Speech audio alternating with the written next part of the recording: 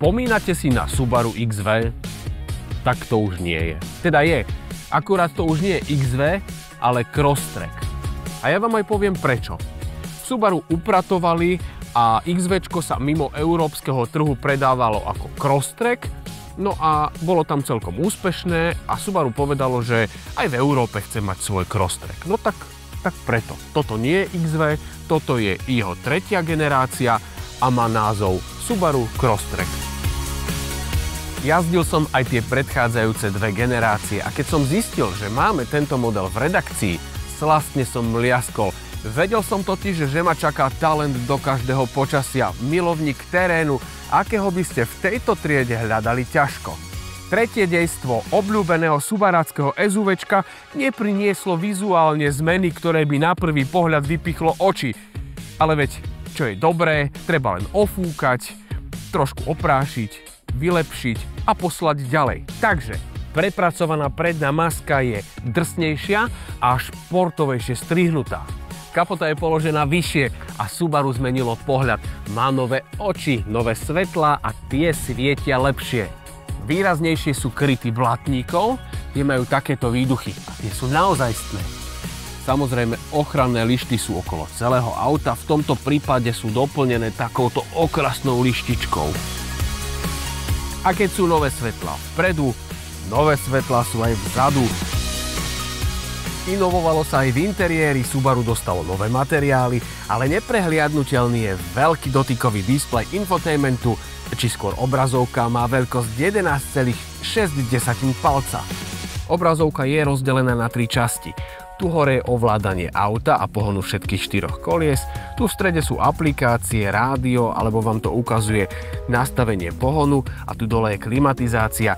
Čo sa mi páči, že fyzické tlačidlá sú na ovládanie teploty, na ovládanie hlasitosti rádia. Dostupné sú 3 výbavy, toto je vrchol, toto je premium a má už spomenuté 18, kožené sedadlá, strešné okno, čo je zaujímavé, tak medzi tou základnou a tou najvyššou výbavou nie je cenová priepasť, zhruba 4000 eur. Ak nepotrebujete kožené sedadlá, stačia vám napríklad 17, nepotrebujete strešné okno, určite stačí základ. Veľmi dobrou správou je, že už v základnej výbave sú dostupné všetky bezpečnostné asistenčné systémy. Tak, a čo mi ostalo? Batožinový priestor. Ten má v základe 328 litrov, po sklopení operadiel zadných sedadiel 1314 litrov. V cenníku figuruje len jeden motor, 2-litrový benzínový boxer s výkonom 100 kW. A keďže toto je hybrid, tak k dynamike si pomáha elektromotorom, ten je schovaný v CVT prevodovke Lineartronic, má výkon 12,6 kW. Tak. A teraz legenda z dielne Subaru štvorkolka. Tam je terén, bahno, voda. Ideme jazdiť. Fungovanie štvorkolky si nastavím prostredníctvom režimov. Normálny je normálny. Sneh terén je pre tých, ktorí sa chcú trocha zablatiť a hlboký sneh bahno je pre tých, ktorí sa chcú veľa zablatiť. Ja som si vybral jeden taký referenčný kopec.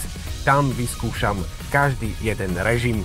Elektronika určuje, čo bude robiť stabilizačný systém, ako sa bude správať prevodovka, kam pôjde krútiaci moment, na ktoré koleso práve pôjde, aby Crosstrek prešiel to, čo má.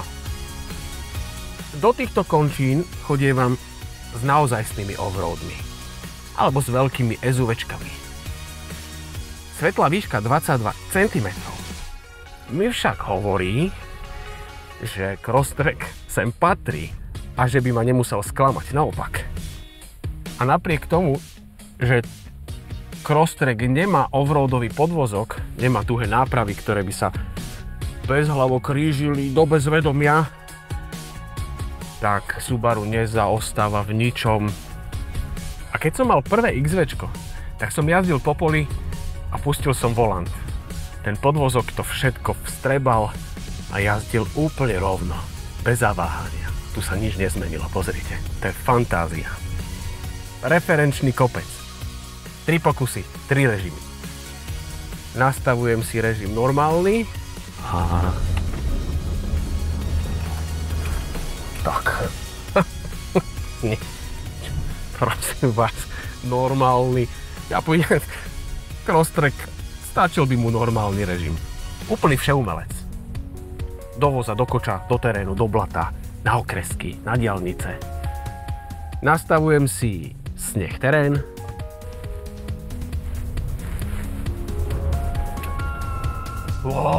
Tak to bolo úplne bez problémov. Cítim, ako tie kolesa tam zaberie a krásne sa to vydriape ako mačka. Hlboký sneh, bahno.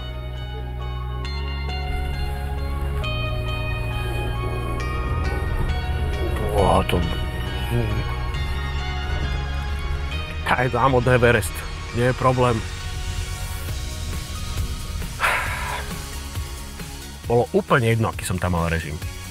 Nuž, je čas to uzavrieť.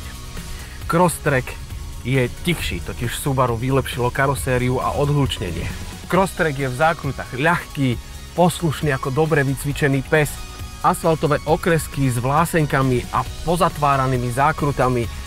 To je to správne prostredie pre toto auto. Napriek tomu, že je to SUVčko, totiž aj na asfalte je toto Subaru vynikajúce. Má v sebe to DNA Subaru.